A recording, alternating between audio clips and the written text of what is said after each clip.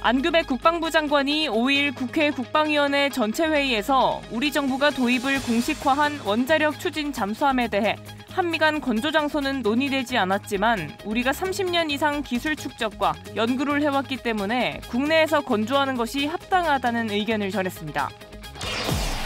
손성락 공군참모총장이 5일 사천기지에서 KF-21 전투기에 탑승해 시험 비행을 실시했습니다. 이번 시험 비행은 손 총장이 KF-21에 직접 탑승해 성능을 확인하고 향후 각종 국내외 행사에서 KF-21의 우수성을 알리고 K방산의 위상을 높이기 위해 마련됐습니다. 2025년 합동순항훈련전단이 5일 진해군항에서 출항 환송식을 갖고 합동순항훈련에 돌입했습니다. 8회째인 이번 훈련엔 해군과 육군, 공군, 국군 간호사관학교 2학년 사관생도 706명을 비롯해 대형 수송함 마라도함과 상륙함 일출봉함, 노적봉함, 링스와 해병대 상륙 기동 헬기가 참가합니다.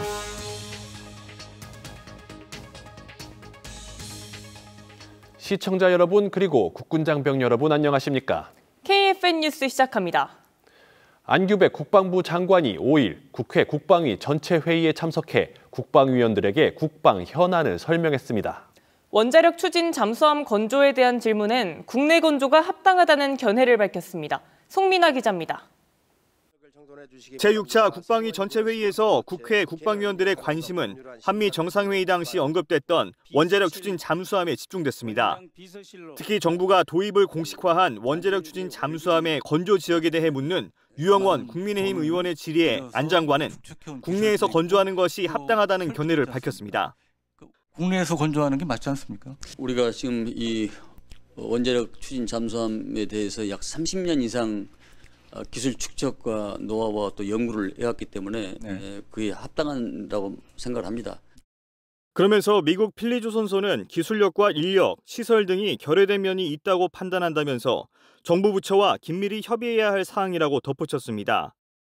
다만 안 장관은 아직 대원칙에서만 논의한 것이라 한국이나 미국 등 어느 조선소에서 건조할지 얘기가 나온 것은 없다고 말했습니다. 전시작전 통제권 전환도 주요 논제였습니다. 안 장관은 전날 한미안보협의회의 SCM에서 나왔던 전작권 전환이 어느 정도 수준인지 묻는 질의에는 미측에서 우리 군의 주도적 능력을 인정하고 있다는 점을 명확히 했습니다. 안 장관은 전작권 전환 단계는 상당한 진척을 이뤘다는 점도 강조했습니다. 전작권 전환은 최초 작전 운용 능력 검증과 완전 운용 능력 검증, 완전 임무 수행 능력 검증 등 3단계를 거치며 현재 2단계인 완전 운용 능력 평가를 마치고 검증 절차가 진행되고 있습니다. 전작권 관련해서 의미 있는 진전이 있었다 이런 표현이 나왔는데 의미 있는 진전이 있었는지 2단계의 어느 정도의 검증 단계에 있어서 상당한 진척을 이뤘다. 유의미를 넘는 상당한 진척이 있었다. 이렇게 표현을 드리겠습니다. 또 이재명 정부 임기 내인 2029년 이전에 3단계 검증까지 마칠 수 있는지 묻는 질의에는 정무적 판단이 필요한 부분이라면서도 국방 예산이 더 투입되고 여건이 갖춰지면 조기 달성도 가능하다고 진단했습니다. KFN 뉴스 송민아입니다. 국방정보본부가 국회에서 진행된 국정감사에서 북한의 동향에 관해 보고했습니다. 북한의 추가 핵실험 가능성에 관해선 김정은 국무위원장의 결심에 따라 단기간 내에도 가능하다고 밝혔습니다. 차성효 기자입니다.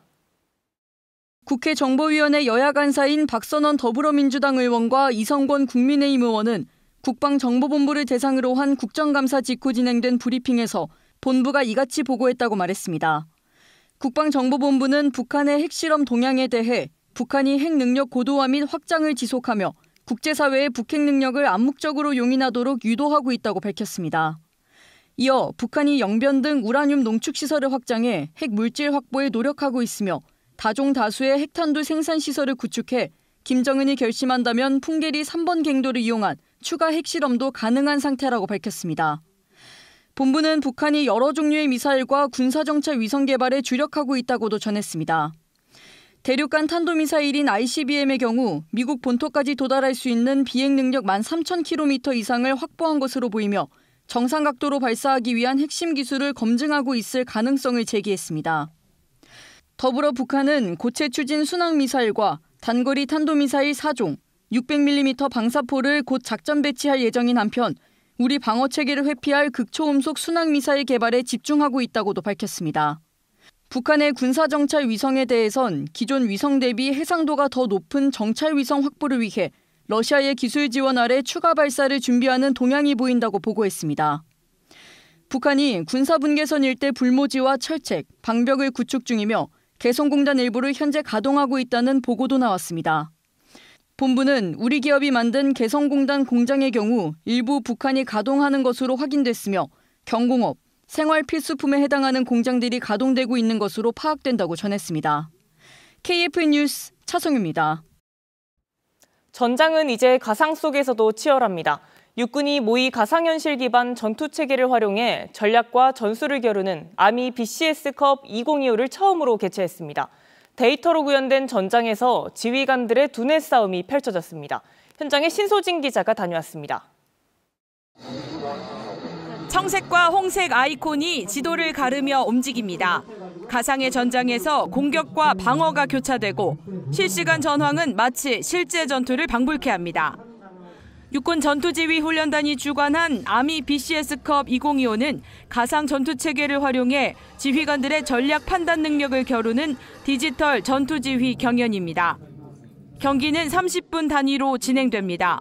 훈련단에서 지원하는 게이머가 모의기를 조작하고 참가자는 무전기로만 명령을 전달해 1대1 매칭된 팀 단위로 실제 전장을 지휘합니다. 적을 최전방에서 식별하고 저희 부대에게 그 정보를 전달하는 정보부대 역할을 했습니다. 내가 내 역할을 빠르게 정확히 수행해야 이 전투에서 승리할 수 있겠구나라는 생각을 제일 많이 했던 것 같습니다. 승패는 경기 종료 후 전투지휘선을 포함한 3개의 점수선을 얼마나 통과했는지로 결정되며 공격과 방어를 번갈아 진행해 점수가 높은 팀이 승리합니다. 승리를 하고 나서 얼마 안 돼서 굉장히 떨리는데요. 저희가 하기 전에 그 지형들이랑 그 적과 아의 강약점을 분석을 굉장히 면밀하게 했습니다. 실전에서도 이렇게 계획만 잘 세운다면 무서울 것이 없다, 두려울 것이 없다 이렇게 생각을 했습니다. 실제와 유사한 지형과 기상을 반영하고 실시간 UAV 영상까지 구현돼 현실 전투에 가까운 몰입도를 제공합니다. 현장에는 해설가의 중계와 관객의 환호가 어우러져 e스포츠 경기장을 연상케 했습니다. 아미 BCS컵은 전투지휘 훈련의 전장 체험과 극강의 긴장감을 바탕으로 e스포츠의 재미와 몰입감을 결합한 전술의 최첨단의 경연의 장이라고 할 수 있습니다. 모든 분들의 적극적인 도전을 기다리겠습니다. 이 대회를 통해 얻은 전술 데이터는 미래 지휘체계 발전의 밑거름이 되고 있습니다. 가상의 전장에서 펼쳐지는 전략의 전쟁 아미 BCS컵 2025 결승전은 오는 12일 대전에서 열립니다. 미래 육군의 전투 지휘가 새로운 차원으로 진입하고 있습니다. KFN 뉴스 신소진입니다. 손성락 공군참모총장이 국산 초음속 전투기 KF-21 보람의 시험 비행을 했습니다. 김은진 기자의 보도입니다. 손성락 공군참모총장이 사천기지에서 KF-21 보람에 탑승했습니다.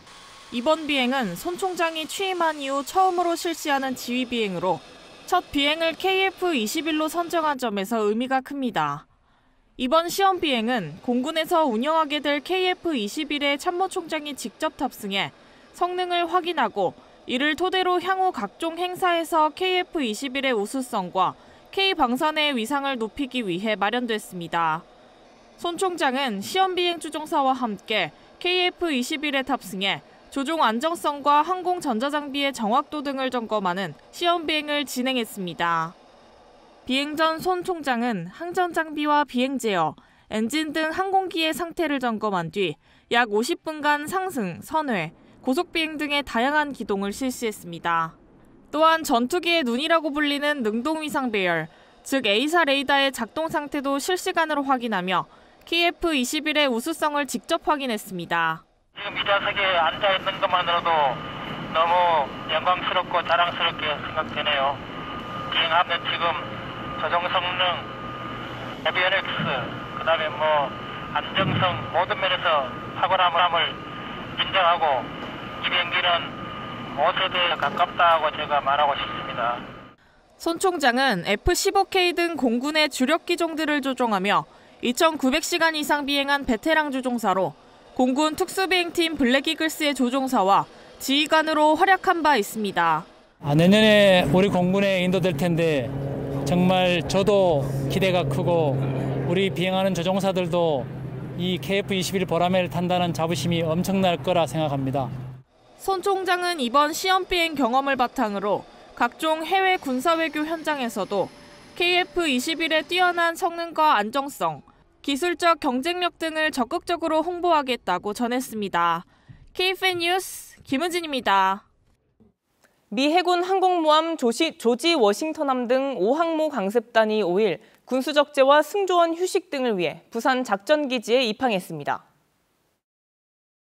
이번에 입항한 함정은 조지 워싱턴함 외에 순양함 로버트 스몰스와 이지스 구축함 밀리우스와 슈프 등 모두 4척입니다.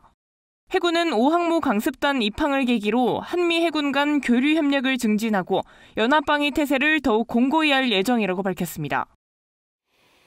우리 군 사관 생도들이 5일 해군 대형 수송함 마라도함과 상륙함 일출봉함, 노족봉함에 올라 합동 순항훈련에 나섰습니다. 생도들은 17일간 항해하며 해군을 이해하고 합동성을 배양합니다.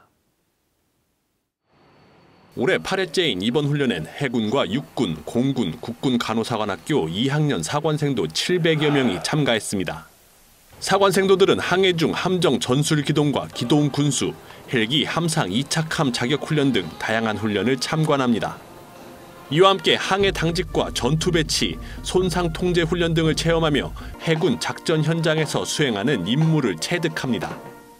전단은 훈련 기간 중 제주에서 해군 기동함대 사령부와 해병대 구여단을 견학하고 미국령 괌에선 미군 해군기지와 주정부를 방문합니다. 해군 3함대 사령부가 해군 창설 80주년을 맞아 국민을 부대로 초청했습니다. 함정 체험과 군악대 공연 등 다채로운 프로그램으로 국민과 해군이 한층 더 가까워지는 계기가 됐습니다. 박인배 기자입니다. 군악대의 경쾌한 연주가 눈과 귀를 사로잡고 일상에서 보기 힘든 군 장비들이 호기심을 불러일으킵니다. 해군 3함대가 해군 창설 80주년을 기념해 마련한 부대 개방 행사. 부대는 2,500톤급 호위함 전북함과 고속정 등을 공개해 전라남도 지역민을 비롯한 국민이 해군을 체험할 수 있게 했습니다. 이와 함께 해군 해병대 홍보 부스를 운영하고 바다 사진을 전시하는 등 다양한 프로그램을 마련했습니다. 옛날에 저도 군대 시절도 생각나고 이렇게 멋지게 잘 되어 있고 일반인들이 와서 볼 수 있으니까 참 좋은 것 같아요. 군사경찰 특임대 전술 차량과 화생방 지원대 소방차, 해난 구조전대 SSU 잠수장비 체험, 그리고 해군 군악대 공연까지. 부대를 찾은 관람객들은 해군을 더 알아가고 나아가 해양 안보 의식을 높이는 시간을 가졌습니다. 해군 장병 여러분들 때문에 되게 편안하게 잘 생활하고 있는 것 같습니다. 해군 파이팅! 해군 3함대는 앞으로도 다채로운 행사와 프로그램을 통해 국민과 가까워지는 기회를 가질 계획입니다. 이렇게 평소에 볼 수 없었던 걸 좀 많이 경험하고 보게 돼서 좀 흥미롭고 재밌었던 경험이 생긴 것 같습니다. 멋있었습니다. 필승! KFN 뉴스 박인배입니다. 해병대 군수단이 행정안전부가 주관하는 2025년 충무훈련에 동참해 전시 동원 계획의 실효성과 유관기관과의 유기적 공조 체계를 점검했습니다. 이 소식은 이태검 기자가 전합니다. 해병대 군수단이 포항 일대에서 국방부와 해군본부, 행정안전부, 병무청, 경상북도청 등과 함께 2025년 충무훈련을 펼치고 있습니다. 행정안전부가 주관한 이번 훈련은 전시를 대비한 실제 동원 훈련을 통해 충무 계획과 동원 운영 계획의 실효성을 검토 보완하기 위해 계획됐으며 국민의 안보의식 향상에 중점을 뒀습니다. 2019년 이후 해병대 군수단에서는 6년 만에 재개한 훈련에는 해병대 1사단 공병대대와 해군 항공사 66기지 방호전대가 참여했습니다. 훈련은 정보통신 회선 구성, 수송차량 인도 인수, 건설기계 인도 인수, 인력 동원 인도 인접 훈련으로 진행됐으며 분야별 임무 수행 능력을 점검하는 등 실제 동원 계획상 미흡한 부분을 도출하고 보완하는 절차를 숙달했습니다.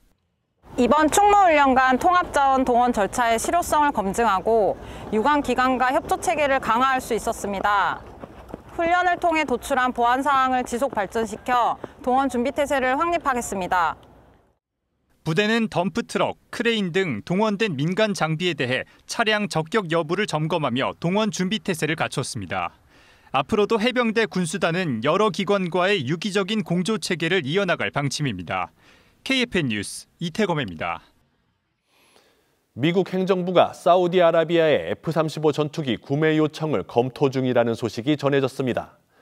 이번 판매가 이뤄질 경우 이스라엘이 주변 아랍국보다 군사력에서 우위를 유지해야 한다는 미국의 기존 정책에 중대한 전환점이 될 전망입니다.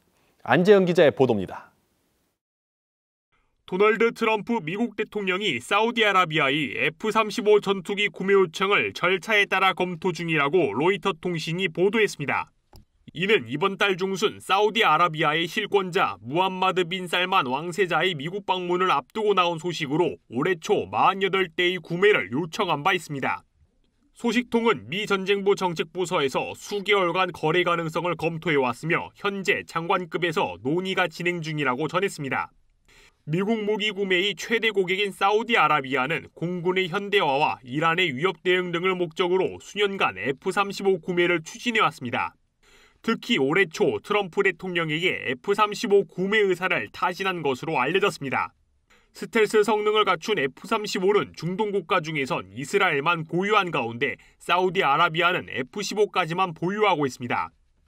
사우디아라비아에 대한 F-35 판매는 미국의 중동 정책에 대한 중대한 변화를 의미하는 가운데 트럼프 대통령은 재집권 이후 사우디 무기 판매를 최우선 과제로 추진 중입니다. 지난 5월 사우디를 방문한 트럼프 대통령은 1,042억 달러, 한화로 약 204조 원 규모의 무기 패키지 거래에 합의한 바 있으며 백악관은 미 역사상 최대 규모의 방위 협력이라고 평가한 바 있습니다. KFN 뉴스 안재현입니다. 이어서 그날 군대 이야기 시간입니다. 이번에는 1866년 조선군과 프랑스군이 맞붙었던 정족산성 전투에 대해 전해드립니다. 1866년 10월 10일 해군 극동함대 사령관 로즈 제독이 이끄는 프랑스 함대가 군함 7척에 병력 1,000명을 싣고 강화도를 침략했습니다. 강화도 제1의 군사적 요충지인 갑곳에 상륙한 프랑스군은 함포 사격을 가하기 시작했습니다. 3일 만에 강화읍성을 함락시켰는데요. 이때 은괴 수십 상자와 무기 같은 전리품을 챙겼어요. 프랑스군이 침략의 명분으로 내세운 건 천주교 박해 사건이었습니다. 흥선대원군은 조선에 있던 프랑스 신부 12명 중에 9명을 참수형에 처했는데요. 이때 천주교 신도 8,000명도 함께 처형했습니다. 그래서 프랑스군이 함대를 이끌고 쳐들어온 거군요. 복수를 하려고. 겉으로는 프랑스 신부 9명을 죽였으니 조선인 9,000명을 죽이겠다고 떠벌리기도 하고 책임자를 엄벌에 처하라고 했지만 속내는 좀 달랐습니다. 통상조약을 작성하고 문호를 개방하라고 압박했어요. 프랑스군은 강화도에 진을 치고 지나가다가 눈에 보이는 조선인들을 얕잡아보고 모욕을 주고 심지어는 방화까지 일삼았습니다. 더 이상 보고만 있을 수 없었던 양원수 장군은 계책을 세웠습니다. 양원수 장군은 포수들을 모집했어요. 정규군의 선포수까지 거느린 양원수 장군은 프랑스군 몰래 바다를 건너 무사히 강화도에 도착했습니다. 사실 조선군은 프랑스군보다 병력도 적었고 무기의 위력도 좋지 않았거든요. 그래서 양원수 장군이 선택한 전술은 매복이었어요. 정규군의 포수까지 거느린 양원수 장군은 천혜의 요새인 정족산성으로 들어가 일전을 준비했습니다.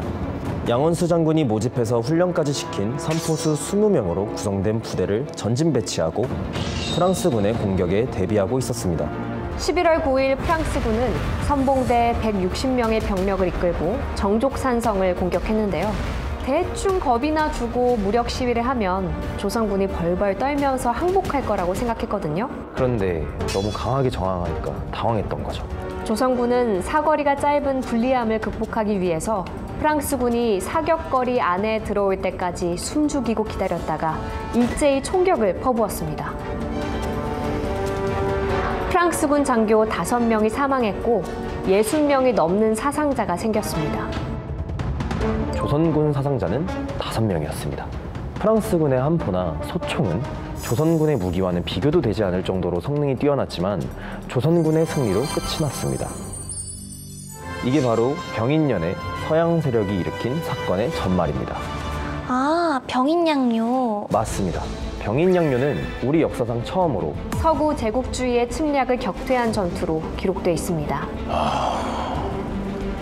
당시 한양에서 가까웠던 강화도는 병인양요 이후에도 심리양요를 비롯해 많은 외침이 있었던 곳인데요. 병인양요를 통해 얻었던 교훈을 바탕으로 대비를 잘했더라면 훗날 외세에 의해 주권을 빼앗기는 일이 없지 않았을까요? 지피지기 백전불태라는 말을 다시 한번 생각해 봤으면 합니다.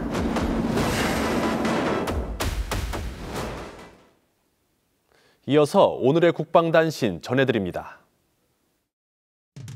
6.25 전쟁 당시 대한민국을 지키다 19세의 나이로 산화한 호국영웅 고 양이한 일병이 가족의 품으로 돌아왔습니다. 국방부 유해발굴 감식단은 포항전투에서 전사해 도움산 정상에서 발굴된 유해의 신원이 양일병임을 확인하고 고인의 딸 양종금 씨 자택에서 호국의 영웅 귀환 행사를 가졌습니다. 고인은 올해 14번째로 신원 확인된 호국 영웅이며 유해발굴 사업 시작 이래 가족의 품으로 모신 국군 전사자는 총 262명이 됐습니다. 아프리카 남수단에서 UN 평화유지 활동을 펼치고 있는 남수단 재건지원단 한빛부대 20진이 현지 시각 3일 한국어 태권도 교실을 개설했다고 밝혔습니다. 한빛부대 20진은 내년 2월까지 한국어와 태권도 교실을 운영해 UN 남수단 임무단 구성원에게 K문화를 알리고 우호를 증진할 계획입니다. 부대는 문화로 잇는 평화, 교류로 만드는 신뢰를 지속 실천하겠다고 밝혔습니다. 해병대 1사단과 유교단이 가을철 농번기를 맞아 각각 농촌 일손 돕기 대민 지원에 나섰습니다. 1사단은 경북 포항시 일대 농가에 총 3,400여 명의 병력을 투입해 벼베기, 과수 수확, 운반 작업 등을 돕고 있습니다. 유교단도 백령도에서 고추대 제거, 벼와 고구마 수확 등 다양한 작업을 도왔습니다. 해병대는 철저한 사전 계획으로 안전하고 효율적인 지원을 동시에 달성했습니다.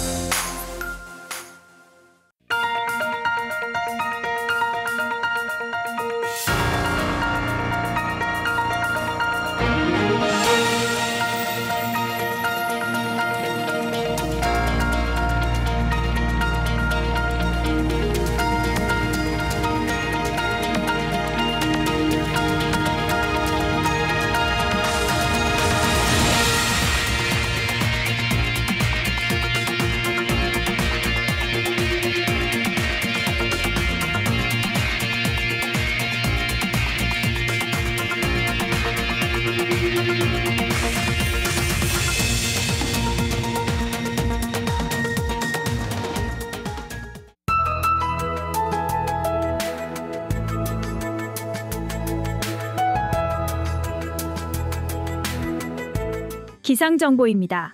오늘도 큰 일교차를 보였지만 청명한 가을 하늘 아래 완연한 늦가을을 만끽하기 좋은 날씨입니다. 자세한 날씨 알아보겠습니다. 내일 예보입니다. 내일도 전국이 대체로 맑겠습니다. 오전에 내륙 일부 지역으로는 안개가 예상되니 출근길에 유의하시기 바랍니다. 내일 아침 최저기온은 서울 8도, 원주는 1도가 예상되며 한낮 최고기온은 서울 19도, 대구는 22도가 예상됩니다. 주간 기상 전망입니다. 전국이 대체로 맑은 날씨가 이어지는 가운데 금요일에는 동해안 지역은 흐리고 산발적인 비가 예상됩니다.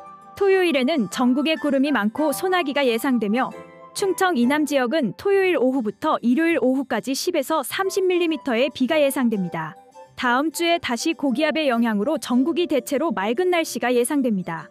이상 공군 기상단 제공 기상정보였습니다. 이것으로 KFN 뉴스를 마칩니다. 시청해주신 여러분 고맙습니다.